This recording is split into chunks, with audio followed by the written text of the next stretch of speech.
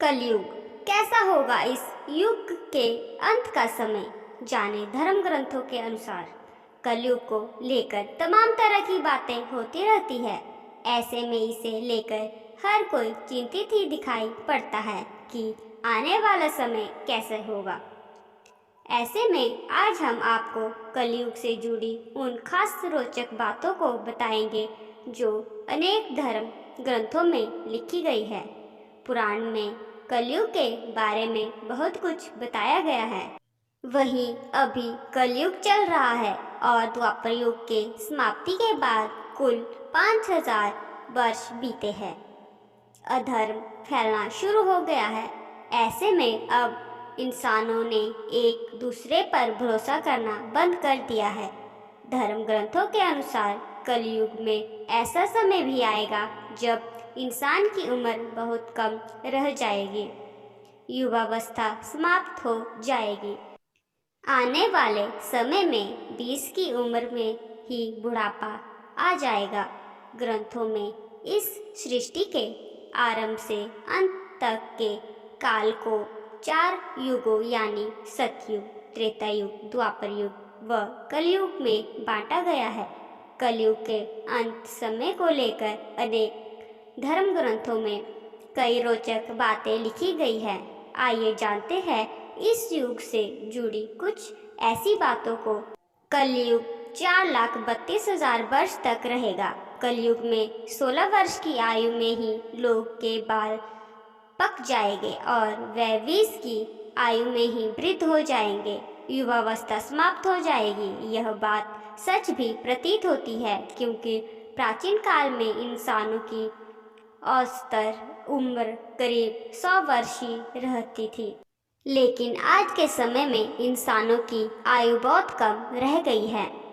पुराने समय में लंबी उम्र के बाद ही बाल सफ़ेद होते थे, लेकिन आज के समय में युवा अवस्था में ही स्त्री और पुरुष दोनों के बाल सफ़ेद हो जाते हैं। जवानी के दिनों में बुढ़ापे के रोग होने लगते हैं। पुरुष होंगे स्त्रियों के अधीन। भगवान नारायण ने स्वयं नारद जी को बताया है कि कलयुग में एक समय ऐसा आएगा जब सभी पुरुष स्त्रियों के अधीन होकर जीवन व्यतीत करेंगे। हर घर में पत्नी ही पति पर राज करेगी। पुरुषों की हालत नौकरों के समान हो जाएगी। गंगा भी लौट जाएगी वैकुंठ धाम। कलयुग के 5000 साल बाद गंगा नदी सूख जाएगी और पुनः वैकुंठ धाम लौट जाएगी। जब कलयुग के 10,000 वर्ष हो जाएंगे तब सभी देवी देवता पृथ्वी छोड़कर अपने धाम लौट जाएंगे। इंसान पूजन, कर्म, व्रत, उपवास और सभी धार्मिक काम बंद कर देंगे। अन्न और फल नहीं मिलेंगे। एक समय ऐसा भी आएगा जब जमीन में अन्न उपजना बंद हो जाएगा, पेड़ों पर फल नहीं लगेंगे। धीरे धीरे ये सारी चीज़ें विलुप्त हो जाएगी।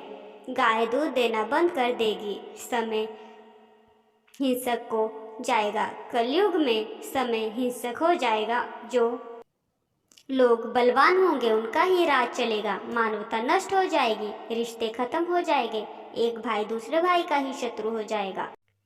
कलयुग के अंतिम काल में भगवान विष्णु का कल्कि अवतार होगा। यह अवतार विष्णु यश नामक ब्राह्मण के घर जन्म लेंगे।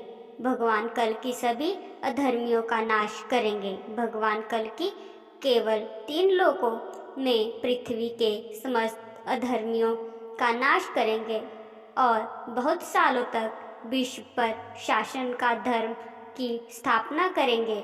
कलयुग के अंत में ऐसे आएंगे।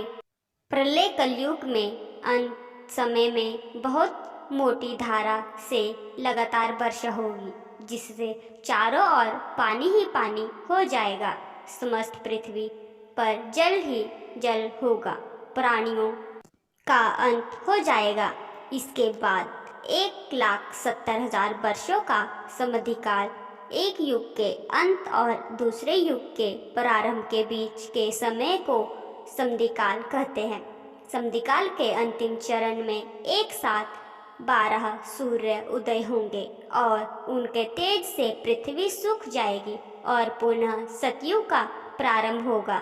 धर्म ग्रंथों के अनुसार जब जब धर्म की हानि होती है, ईश्वर अवतरण लेकर अधर्म का अंत करते हैं।